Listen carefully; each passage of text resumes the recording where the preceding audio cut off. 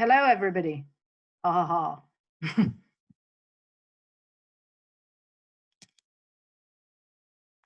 Hello everyone, I'm Chloe Johnson and welcome to this Fresh Business Thinking COVID-19 webinar series supported by BT. Coronavirus is continuing to be a challenge for small businesses and entrepreneurs across the UK. The outbreak leaves an overwhelming uncertainty into the future for business owners, but this is a time when as a business community we need to come together and support one another. And we're lucky enough to work with organisations and individuals who are passionate about supporting entrepreneurs during this difficult time. One of those is our speaker today, Lara Morgan, serial entrepreneur and investor. With a track record of delivering exceptional accelerated growth, Lara's investment strategy in wellbeing products primarily is pinned to improving life's journey. She is an inspirational leader with a legacy of building world-class teams and aligning organisations with their strategy. Today, Lara will share top tips on how to face adversity and thrive, think well-being routines, recovery thoughts, and thinking ahead with a positive outlook. Lara will be talking for around 40 minutes and then we'll have some time for a Q&A. If you do have any questions for Lara, leave them in the Q&A function on your screen and we'll do our best to get to them later on in the session. That's all from me for now and I'll pass over to Lara. Good afternoon, everybody. Candidly, I'm a little bit late and I didn't do a check-in because I'm so knackered I needed to go and get a coffee, which is probably not the right way to approach, but welcome to those of you that have joined us. My plan is to talk you through the context of where I think we are now, because I think looking back is very challenging, and I am going to leave quite a lot of time for Q&A because I think that might be more valuable for people on the call, in the call, around the call. And I also want to make sure that you go away with some really positive actions. So I hope you've got a pen and paper. I don't know if Fresh Business Thinking are going to take notes to circulate, but I'm very happy to circulate anything that I reference that people would like to ask Chloe for at the end. I'm not going to go too much into COVID other than that I don't think there's been anything like this level of shock inflicted upon Britain, and it is shock because there wasn't much time to plan. Some people are saying that return to growth will only happen in the autumn.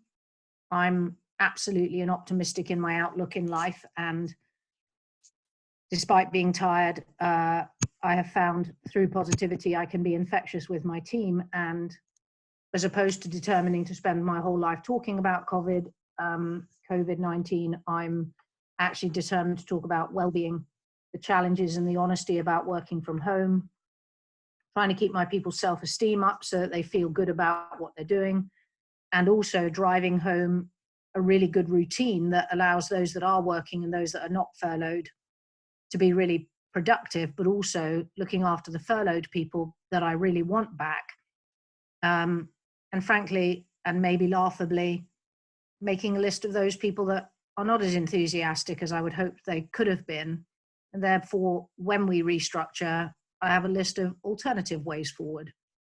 And let me tell you, this is frustrating time for everybody, but I welcome any questions, left or right. I think we can learn from each other. I'm certainly sure that I can learn from you guys. So let's talk about remain positive, problem solving, agile, flexibility.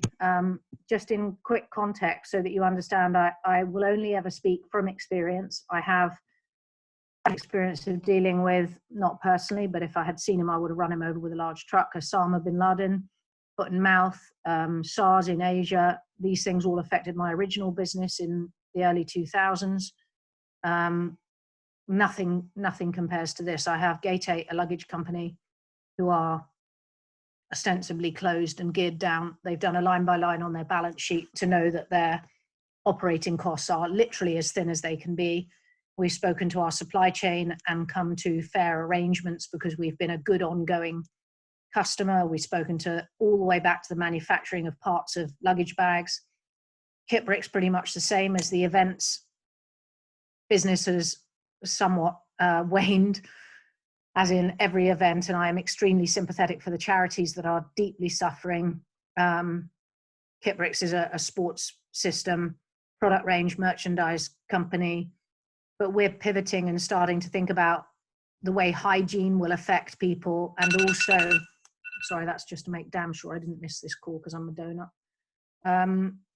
And to think about very productively ways that we can help each other get back to good business, and also leverage, in Kiprix's cases, you know, we've got events leaders who are also desperate to give back to their communities, who are no longer turning up to races. So Kiprix has clubbed together with different brands to help each other out. And I would suggest to you, through LinkedIn, through, you know, original kinds of messaging, whether it's text or networking, and really using your network, you will get more senior faster than you have ever got before in these times of trouble, because actually in a lot of cases it's the senior leadership that are kind of manning the ship and juggling. And I think that's really positive, although in my case, in many of my businesses, my senior management have chosen to furlough and my juniors are stepping up like no tomorrow. And I'm excited by the opportunities that that brings for people to broaden their skills. So let's not lose sight of skill sets. Centered my wellbeing business and my yoga company are flying, but you can imagine that even that comes with challenges. I mean, Yogi Bear is doing 10 times sales, which will make some of you want to cry into your soup if you can afford the soup anymore. But actually that comes with its own cash flow dilemmas. And I have to say, I haven't had much help from banks. Perhaps put that aside at the moment. I have a hospitality business that's on its knees. It's very difficult. It's a consulting company like an agency, and there's just nothing happening in the hospitality world. And from an investment point of view, just so that all of you are clear, I think if you were on an investment round of any kind, I think the investment groups are hunkering down and looking after what they've got versus distracted and looking at new. I think there will be an upsurge of buying to make deals and low price wins. But if you're looking for solid funding and solid investors, I would say maybe batten down the hatches for a period of at least 6 months. So the opportunities and the intentions with which I'm communicating regularly, because I would suggest to you that you need to be doing a really good cadence of not just, you know, town hall drinks on a Friday and a kind of management update to furloughed and non-furloughed and inclusive communication, but you need to be speaking to each member of the working members on a regular and daily basis. And I hope that you are. I'm going to pose some questions perhaps that we can talk about, but I thought these were really good questions raised by a friend. But what ship do you want to sail at the end of the crisis? Might be this be a time where you clear out the dead wood, look at your 80-20 Pareto and realize where your profit's coming and go, do you know what? I know what I love doing and I know what's not profitable, and I'm fed up with the not profitable. So surprisingly, I would even say, even in Osama bin Laden days when we knew we were organized, we put up prices on some items. And that's not profit gouging. In fact, I sold a container load of face masks 5 weeks ago, but I have sold none since because I would rather the NHS got them. And the government is very unresponsive, even though I've tried to offer them that supply chain. So what commercial head do you have on you? Have you started with a blank piece of paper and said, what would I do now if I had known now what I knew then when I started? And you know a lot more. So instead of waiting for the dust to settle, perhaps get ahead. Does my Gate 8 travel business have an ambition to be in the hygiene / travel side of the industry where we provide hygiene kits? I don't know. I think there's language around hygiene that's going to become very high on the agenda. Cleaning, different kinds of approaches to products. I'm much more a product person, so happy to ask questions about sourcing and supply chain challenges. You might be asking yourself now, who could benefit from what your business does, but perhaps in a slightly different format? I mean, we've got a dispenser manufacturer, stainless steel, and he's making parts for ventilators. So also, you know, look at the different parts of what you've been doing in the past, and is there some way of twisting them? I have a friend who has a fresh fruit and vegetable company, Natura, and he was on his knees. 95% of his business was premium restaurants and hotels. And in terms of budget on the 19th of March, his whole world stopped as New York shut down.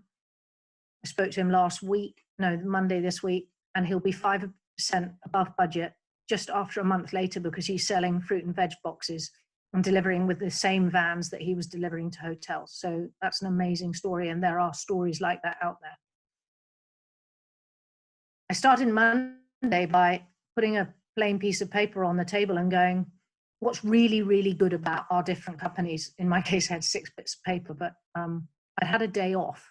I think one of the things I would say to you is, whilst I absolutely commend you for working hard, and probably harder than you ever have, with more conversations and all the rest of it, might I ask you also to look after yourself, have a rhythm, keep your brain active, but also take a break. I mean, I'm now in a new habit where I go for a walk with the dogs in the evening, and I might be on the phone, but actually the fresh air is helping, and I'm fed up of looking outside the window and seeing sunshine. It's hard.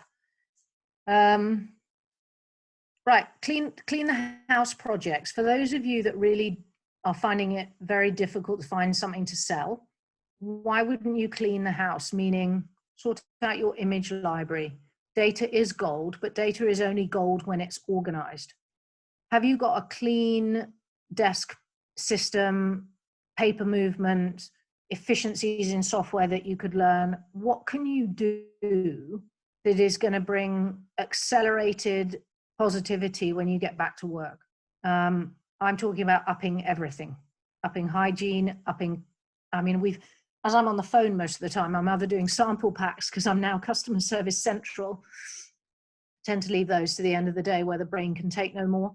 And I've come across all sorts of things that have pissed me off in my own companies, where we're wasting money using the wrong size envelopes, need a sticker, need to be better and more if that we do. So spring clean everything.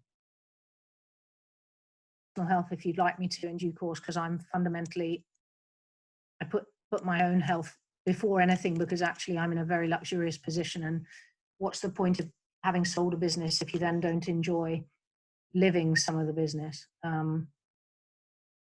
If you are not absolutely all over your finances by now, I suspect it's nearly too late, but I would say it's never too late. And when I say all over them, I mean literally line item research,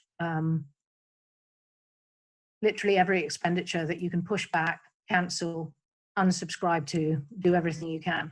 Weaker companies will not often do that level of environmental analysis on their own balance sheet, and those that do it will be in a much better place, because however many times you say it, always remember that cash is king.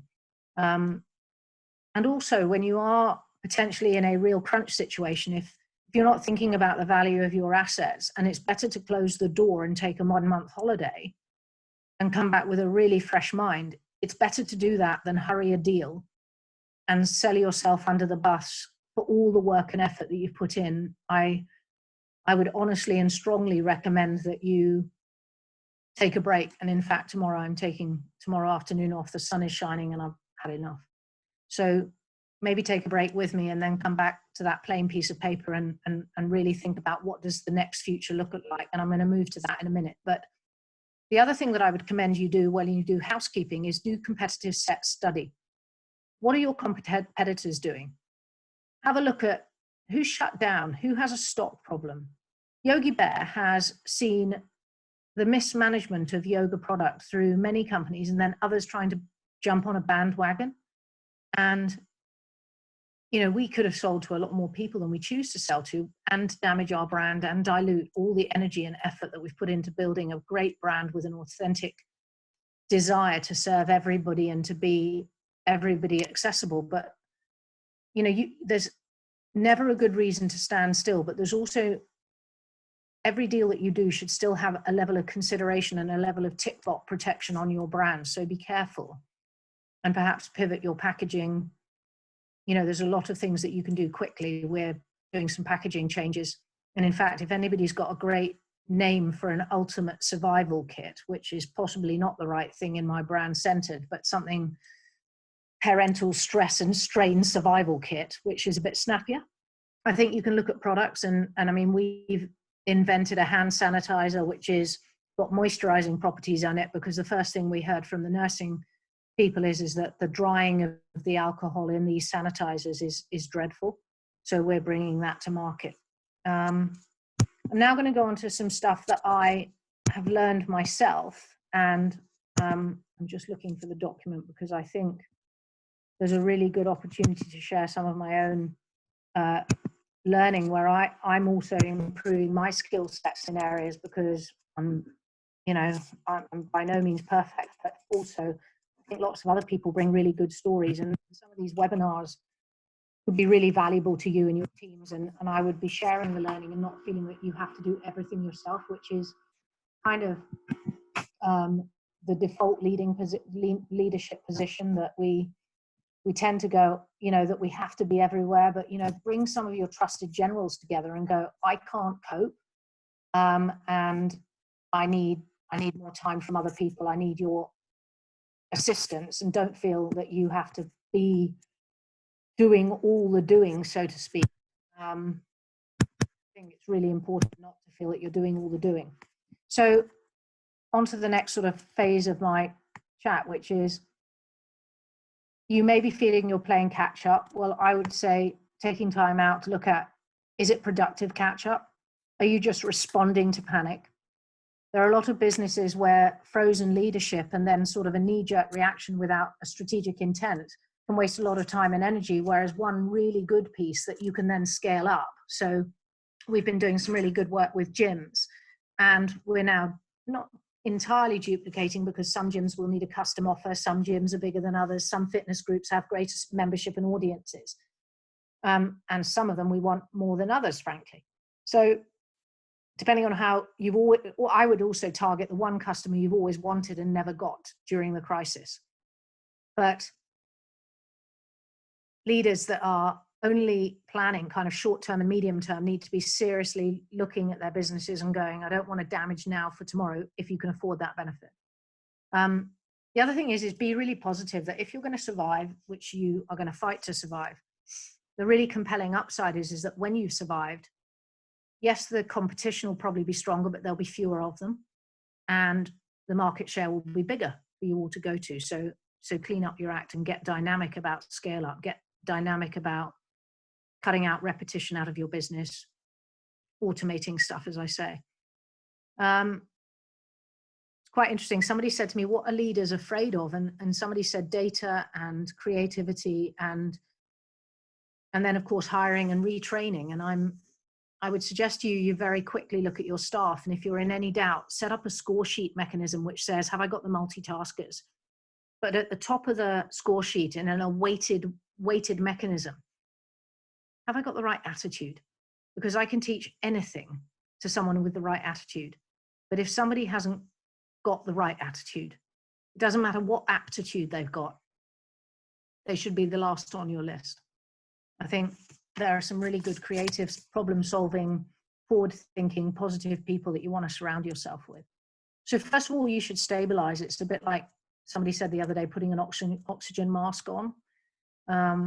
You've got control of your outgoings and your incomings. I hope you've chased any money owing to you like crazy and compromised and maybe taken half now and another half in 30 days time. I mean, in the hospitality industry, we can't even find people to talk to. What are the credit lines that you can extend? Have you got a supplier that actually through your amazingness, that supplier has done really well and has grown? It's time to call in a favor and ask for extended credit. And if you can get extended credit now, keep it. You need to be infectious with positivity, or else how can you expect your staff to be that way? And also you need to be inventive. I mean, we've got in Kitbricks this ridiculous looking Union Jack bag, and I sensed, and one of my team, my digital actually resource guys outsourced, said to me this weekend, he said, we're not doing much on the Union Jack bag. And lo and behold, Kitbricks did a bit of paid promotion. And when I say a bit, not really very much at all. And we went from sort of really stalled to doing several £1,000s a day again on one product in our range, just one product. But what it has is it has the net effect of bringing in new customers.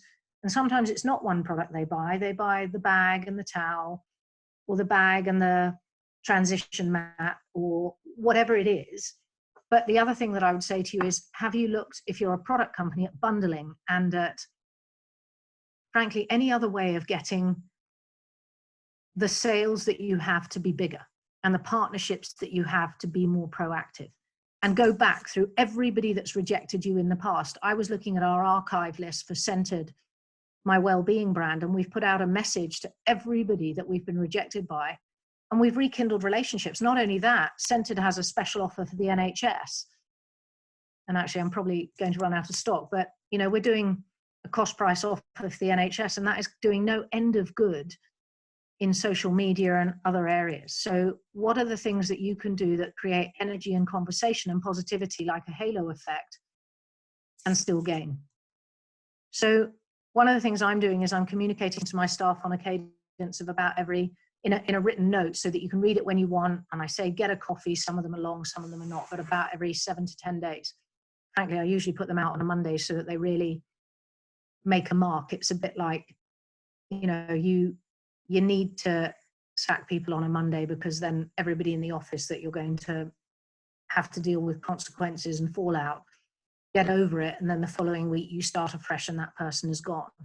So in terms of redundancies, maybe that's a hint for your culture. The other thing that we do is we have a WhatsApp channel, and any success, and I mean, it's Mother's Day in America at the moment, and we've got Macy's with Centered. We've got an Amazon Mother's Day win, which is, terrific. But any success, frankly, one of my team delivered some face masks that we got in from China to a local home where her dad is. And any success, any positivity, just share it. By the way, face mask wise, you need to be thinking about your own staff. Go back to the basics. What are your values? What are the values of your business? What's the promise you've been making?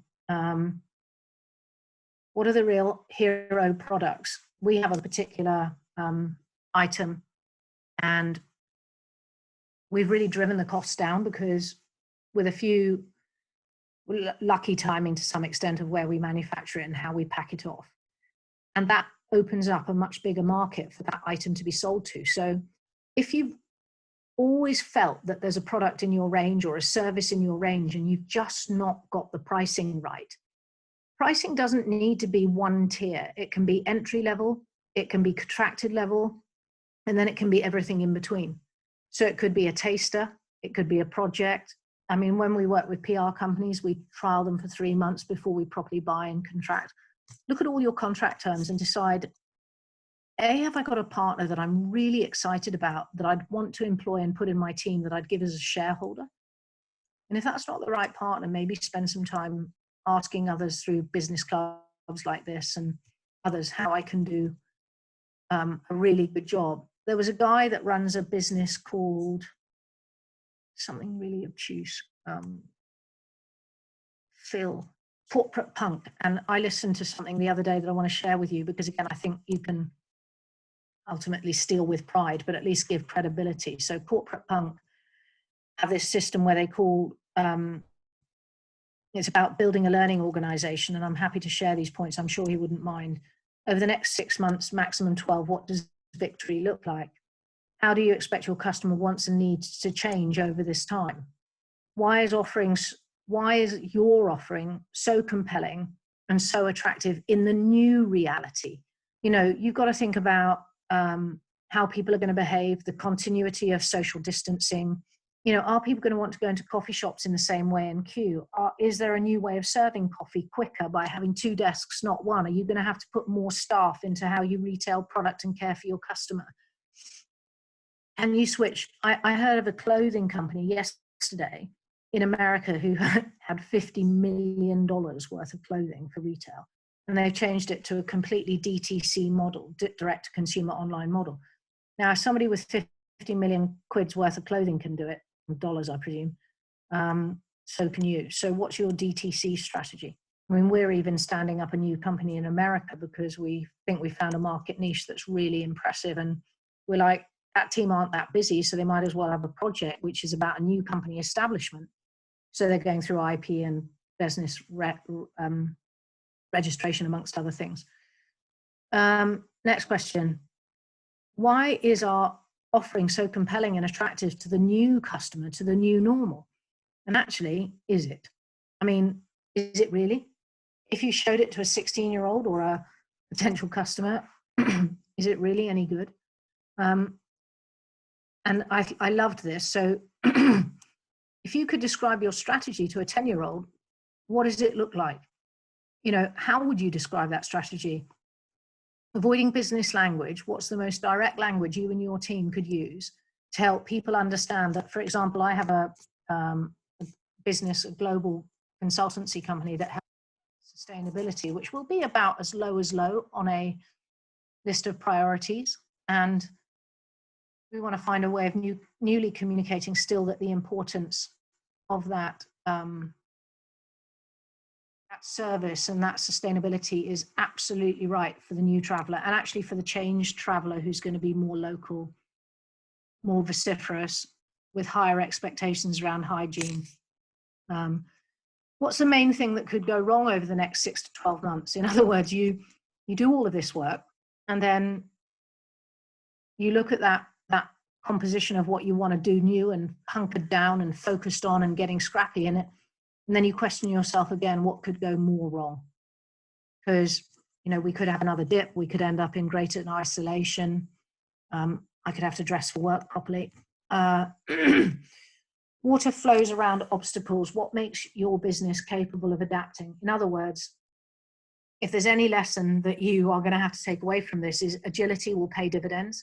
Remember that small companies have an amazing ability to be agile, and actually the bravery of getting you on your front foot is right now. Think about all of the people that you've always wanted to speak to about and do business with, because some of the big companies are still sort of caught in the traffic lights or scared of the outcomes, and they're all trying to work out how to work from home, and they have no kind of, you know, look forward. And you want to be doing transparency and relationship building and understanding of other people's change as well. Think ahead of what the challenges are that your big customers are going to have, and how can you solve those challenges. It's not perfect, but I think some of the paths of relationship could come much closer if you get dynamic. And when one of my suppliers approached me with, and by the way, I think this is the new gold, which is acrylic protection screens that you're going to, like the supermarkets are building. Imagine if you check into a hotel and they don't have protection for both the staff and the customer. So why wouldn't people be looking at those screens and going, oh, that's potentially an opportunity.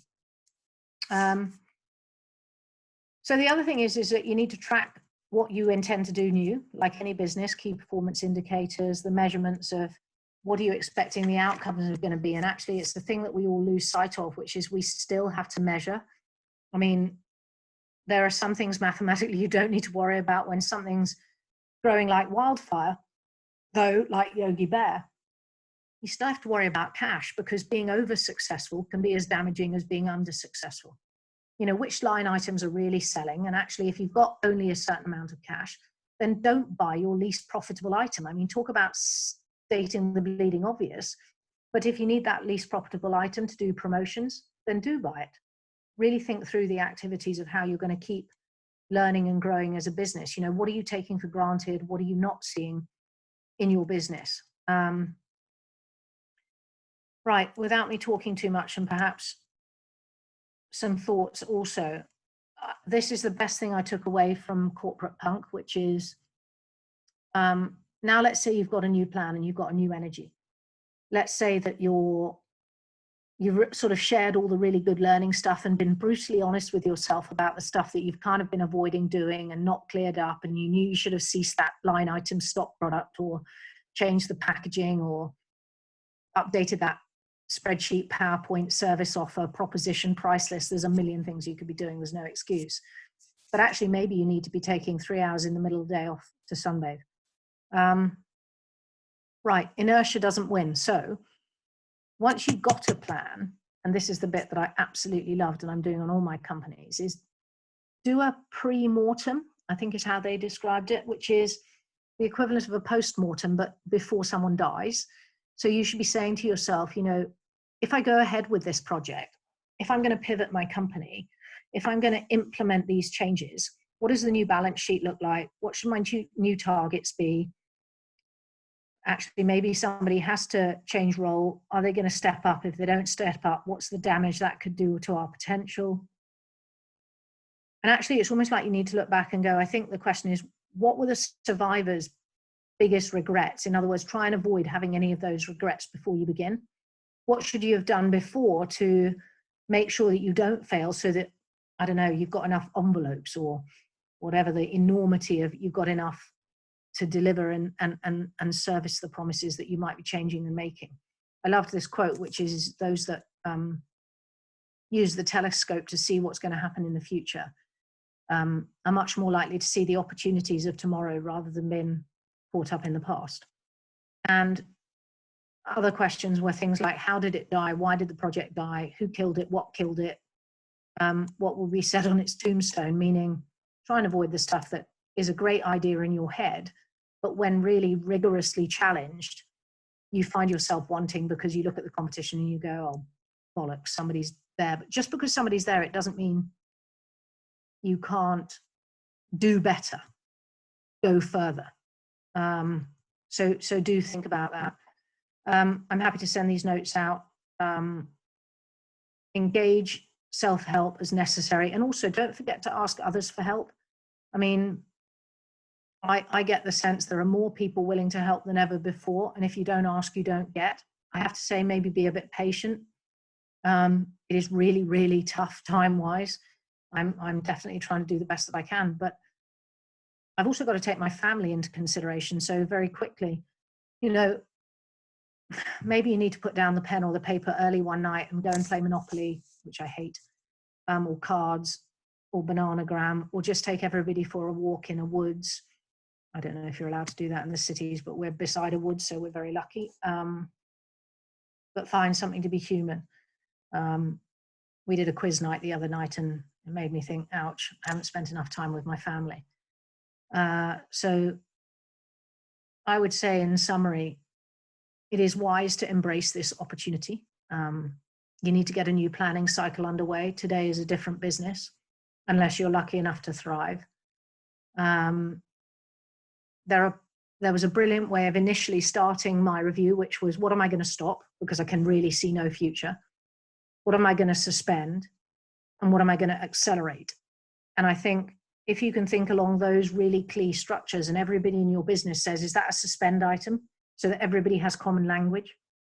And I've stopped that so that nobody stops something that you're going, no, I see that differently. That has got to do.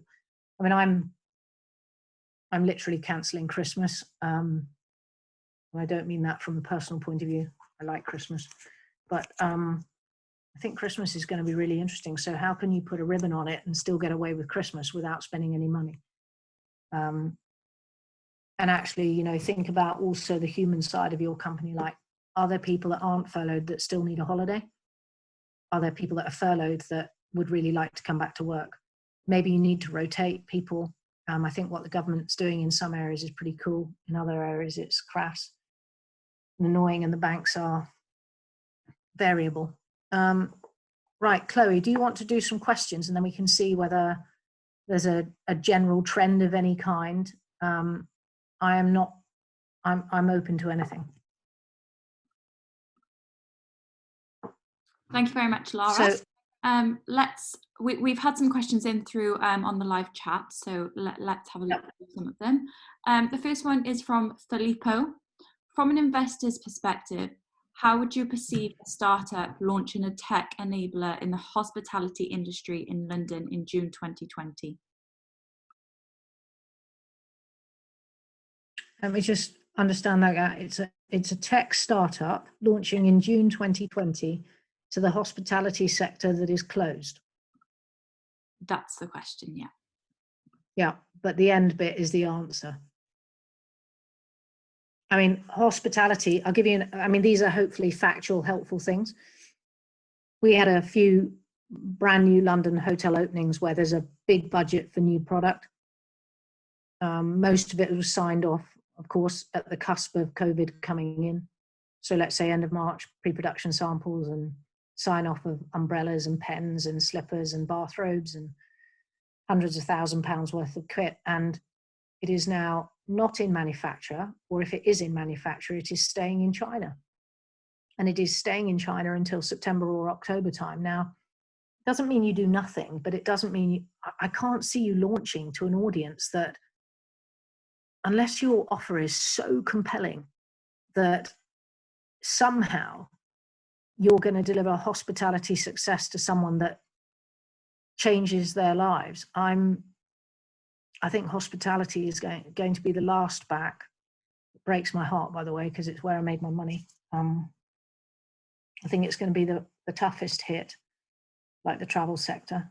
All of it is wrapped into one. And I don't know enough about your business other than to say I would take a long holiday. Okay, the next question that's come in is anonymous. What would you say is the most creative business idea you've seen emerge since this crisis began? The most creative business idea I have seen.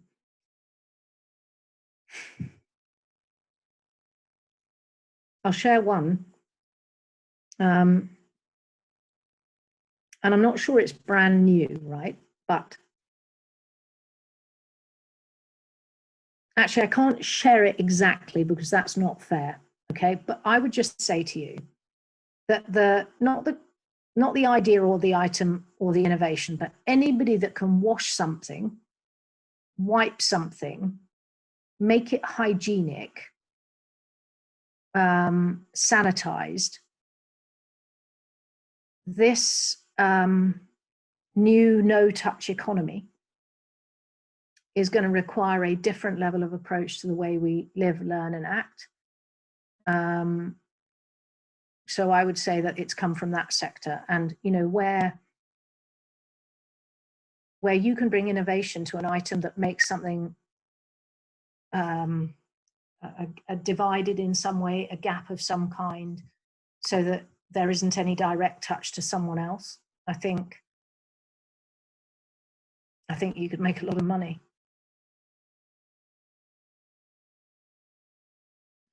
Okay, the next one is from Alice. What are your top tips for supporting furloughed workers? I think regular communication, care enough to call them. I mean, I'm very lucky. My furloughed, everyone in my family, same bloody thing. Everyone in the family of the group of companies that we are genuinely cares about each other. And I mean, I've also gone out of my way to keep my consultants on, because I can't furlough a consultant, but I wouldn't have them in my organizations if they weren't any good. Now, I might have reduced hours or changed the way they're operating hours. I've got some mums that are working from 6 until 10 in the morning, and then they start school because the husband's done exercise with Joe Wicks, or vice versa. You know, I've got some dads that are general managers of businesses, and they're furloughing themselves because they need to be at home and be more productive with family life for personal reasons, parenting and other things. I'm sorry, can you just repeat the question? The furloughing, staying in touch, was that the question? Top tips for supporting furloughed workers. Yeah. Well, I mean, personal bias. I mean, we've seen this is, and I can offer everybody a Lara 20 code, Lara 20 on any of my businesses. But the thing that's blown us away, and I mean, this is something I'm not sure I want to make quite public, but I think my staff are probably pretty busy. But, you know, I'm quite worried about my members of staff working from home and not having the right work conditions. And this is going to go on, I think, for several more weeks. So, you know, why don't you deliver the office chair home? Why don't you, well, the best things that we're seeing is small token gifts. I mean, I don't have one, but Centered, which is my sort of well-being, it is my well-being brand. This is my focus bomb. Maybe this is my other focus bomb today. You know, we've seen offices send literally parcels of product saying, you know, thank you for working at home. Thank you for having the wrong work environment and trying nevertheless. We've seen people send people that are both working and furloughed a surprise and delight gift with a personalized message. And we've also seen, and this is the loveliest, and I'm sorry, I can't tell you the brand, but we've seen one organization say, we're giving you this and we're giving you another, but we'd ask that you give that other as a thank you to someone who's working on the front line. And they started with the words bin men, shopkeeper, NHS, and I just thought it was brilliant. So we've got pick and pack operations popping up with, personalized messages that's centered. I think that's really clever, just staying in touch. I mean, I just sent somebody Marmite to America because he's run out of Marmite. I mean, it seemed to make sense to me. But my point is this, right? Send something that is personal. The next question is from Iffy. Please could you repeat the telescope quote, and is there a book that you've read previously from business or any other area that you would suggest as a recommendation during this time? Ooh. Iffy, nice to meet you. Those who pick up the telescope to see opportunities of tomorrow matter most. I don't know who the quote was by, but I did look. I read it in an article from the States somewhere, and a book.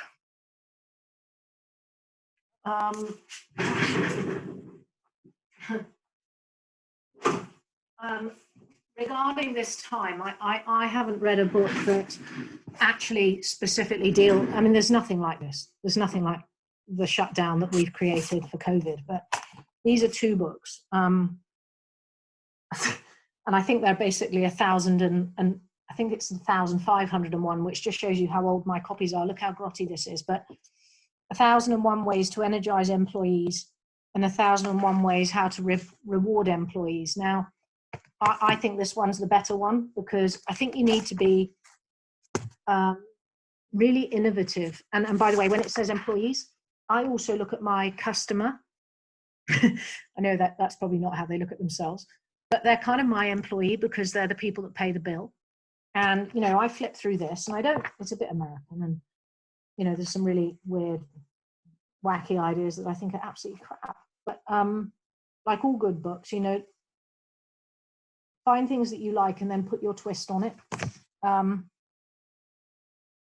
There's lots of small things that you can do. And actually, there are some sort of self-help motivating books that you might find enjoyable, but for the now, I'm really a believer in keeping people rewarded and motivated. And it may sound like nothing, but, sending somebody a sleep well candle when they're having a shit time I gave somebody a yoga mat the other day and I said to them, look, I shouldn't give you this and I'm giving you a second-hand one anyway because it's been sent back. It's a return. Somebody bought a too thin one or something. But never assume what you give someone is what they want. Find out what they want or check that it's something they would like. Can't really think of any other business books that I read business books all the time. So just look at the W.H. Smith's top 10 section. It's how I built my first multi-million-pound company. Have you got another one? The next question is from Sharomi. What are your strengths and how do you make the most of them during COVID-19? I don't feel like I've got many strengths at the moment. I'm fairly thin on energy and I need a day off, but perhaps that's the point, an honesty about self-awareness. I think that is something I'm quite good at reading other people. I definitely know my own personal strengths are I'm a salesperson by trade and I'm very proud of that, but I constantly hone that skill. In other words, I work to be a good salesperson. I'm always looking to be better. What else? I just think you've got to keep working on yourself. You're never the perfect article. I would say that I loathe finance, but my next job is to look at a cash flow so that I don't push a business too hard in its growth phase because success can also bring failure. So I think I do push boundaries. I don't mind taking risks, but I've never seen them as risks. I've seen it as a calculated financial equation that says, yeah, we can do that. And, sometimes I'm pulling lots of strings and bringing bits and pieces together. But if at first you don't succeed, have plan B. But, was that the whole question? Just because I don't really see myself as, I'm still working on the perfect article. I don't, this is tough. Okay, the next question is from Leanne. What advice might you give to a charity, health and wellbeing organisation who are looking to offer wellbeing support to corporate companies to generate funding and to continue our work nationally? Become flipping brilliant at LinkedIn and really get to know all the different titles of the people on LinkedIn that you need to know you. Have a sustained and inventive plan of attack around how you reach those people. So, I mean, actually, we've been using, I should go and get one. Have I got one? Brilliant, Lara. No.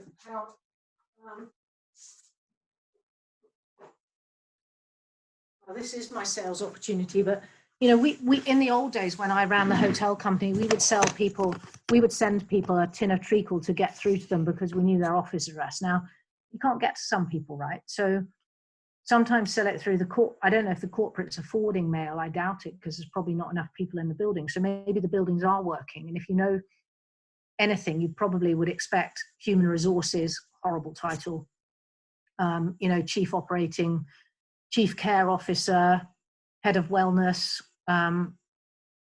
you know, those titles. You need to know LinkedIn and you need to be after not just one title in a building, but a whole raft of titles, including the senior leadership team. I mean, this is a miniature balm and we send it out. Sometimes I send it empty and say, there's a big balm of brains that goes into how you care for your well-being. And, you know, I think there's ways that you can tell a story and invigorate through product. I've sent people, oh my God, it's embarrassing. I sent them tins of treacle. I sent them empty boxes of chocolate, but that's difficult. I send poetry. I send cartoons. I send relative products so that I can have a conversation with a physical thing in someone's hand. And I would do an offer because, you know, maybe you need to prove how good you are and take a bit of risk, but I'm a real believer in if you give a bit, you get a bit. And there's an awful lot of free on offer. So, you know, don't be arrogant and prove your worth. You know, there are a lot of good people offering free seminars. So the other thing is that when you title your offer and you make your proposal, do it in a really compelling way. So that the first sentence is nothing about you, but everything about the value you bring to that business in what you're trying to give and what the outcome can be. You know, you'd have to be blind, deaf and dumb not to know that charities are really struggling. But also you need to know that a lot of companies are also struggling too. So I think it's a challenge. And I think charities have got to be more inventive with virtual anything they can be. But I mean, you know, sleep is a problem at the moment. Lots of people are struggling with stress and anxiety. Wish I could sell you some of our candles are out of stock and the factory's closed. So, you know, however good you are, you still will come up against barriers. So you then have to go, well, actually, how do you pivot that product? Sorry, that's a bit of a long answer. Next question is from Nick. When you take time off, do you have any tricks for actually letting your mind shut down rather than laying in the sun constantly thinking and fretting? Oh, I'm pretty active and I'm very disciplined about my routine. So, and I've got 2 big boxer dogs who need exercising, but the one thing I do every night, and I stopped doing it now, or was doing every night before COVID, is I had a routine which said, you know, sometimes I work up to 10 o'clock at night or I've been at a dinner and I always would aim to try and watch the 10 o'clock news. I now work up to 10 o'clock and then I don't watch the 10 o'clock news, but I kind of go to bed a bit earlier and I listen to the radio because the 10 o'clock news is so bloody miserable. And in terms of sort of stopping and lying in the sun and sort of not thinking, I use podcasts. I think that you can learn a lot. I have this, you know, memo pad by you can see today's scribble was Sustainable Restaurant Association, written on my scribble from a podcast.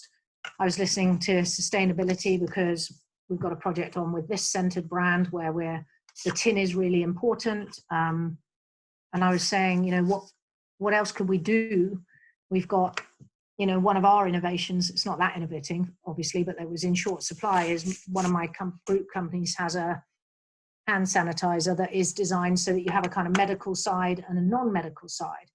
And my mind whirs about who we could sell it to. And in the end, sometimes you just have to write something down on a piece of paper, put it to bed, and then go, diary note, put a diary time in which you're really going to actively think about that thing.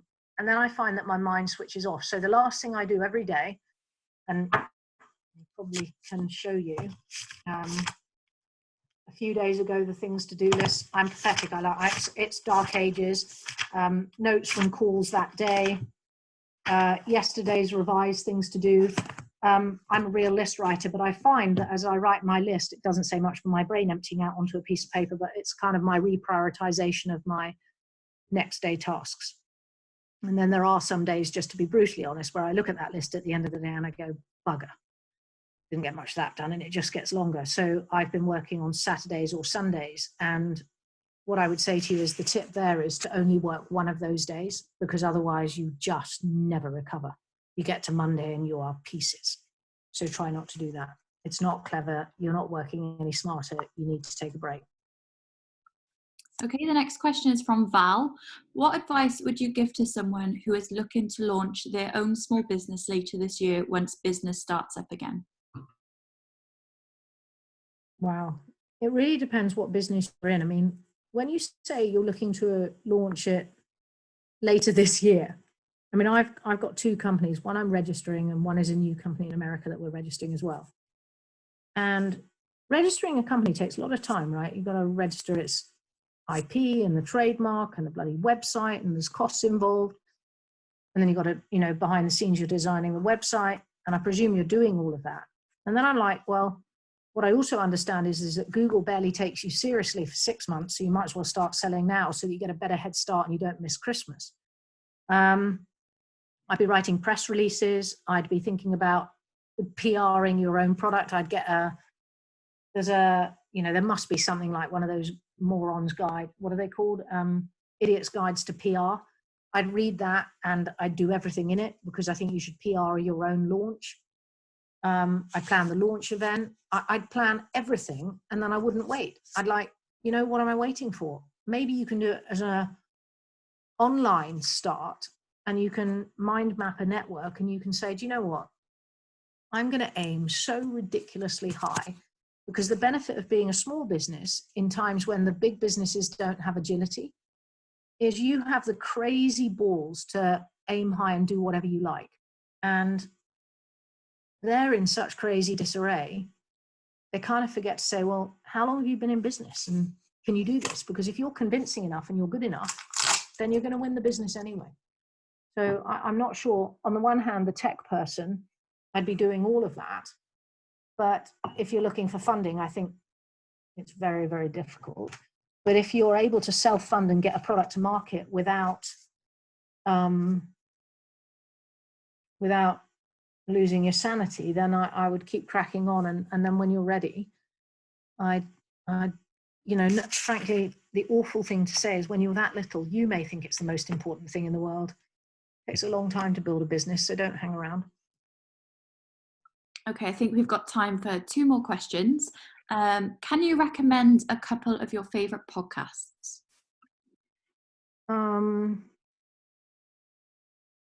Actually, I can't, because I listen to so much. I think with these things, it's really good to just go to a genre that you like. And I mean, I'm trying to think. No, I really think it's an impossible question, because we've all got different expertise. I'm a salesperson. I need help everywhere. I'm chaotic. I can't fill boxes in. I loathe finance. I'm rubbish at nearly everything. You may be completely different from me. So what I would say is the favorite podcasts tend to be the things that I know least about, and I find them really interesting, as opposed to kind of stroking my ego and going, oh, I know that. I want to take away. The other thing is things that, kind of lead to a checklist. Last 2. Okay, the next one is from Carl. Do you think well-being will be more front of mind when we're out of this? As in, when people have had this time to relax and pause, will we go back to a world where, particularly for entrepreneurs, we are probably not putting well-being as high on the priority list as we should? Of course I do. I invest in well-being, but actually what I think is really interesting is, I mean, that I'm new to the health industry in terms of an investor. And I remember going to a conference a little while ago where they were kind of celebrating that 15% of Britain is a member of gym. And I remember exactly this thought, which was, so you are failing 85% of the market. Now, that's not everybody wants to go to a gym, including me. I think I go to a gym to cycle.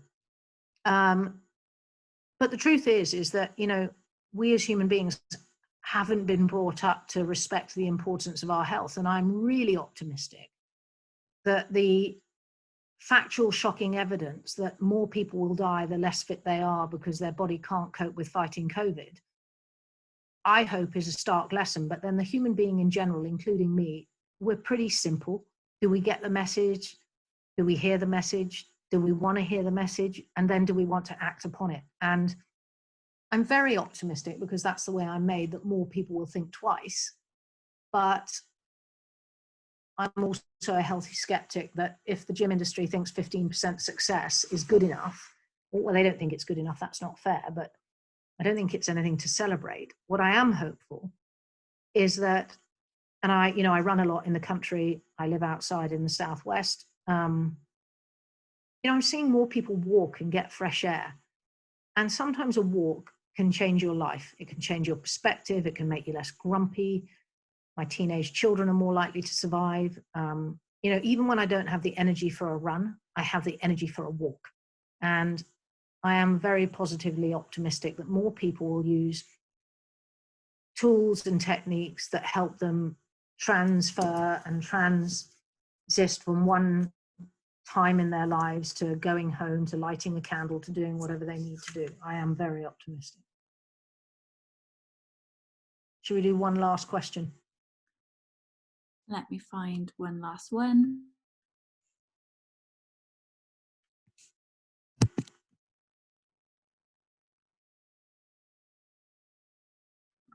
What is your perspective on developing and launching a premium wellness beverage product direct to consumer via e-commerce platform over this time? Whoa. Say that again, a premium?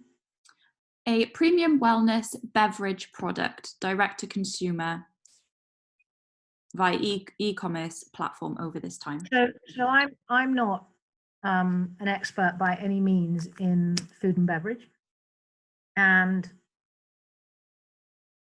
I do believe that direct to consumer e-commerce play, like China, where Wuhan went up 32% purchases online during COVID, and it will stay higher like it did when we were after the Gulf War. What do I think? I think if you can sample the hell out of it for free, because beverages are cheap, and therefore you need deep pockets for marketing, then you've got a chance. But I don't think simply launching a beverage product that is a taste product online is enough unless you're putting samples into the right hands of the right targeted audience that are likely to buy. And in that likely to buy, you need to incentivize them. But I was astounded that even when we gave people the incentive of 20% off your first purchase online, when we gave away a miniature of a product, the uptake was pathetic. And I'm not sure that even when you discount, I think discounting items can devalue them. I think sometimes it's better to give added value, like buy 10 cans and get 2 free in your first order.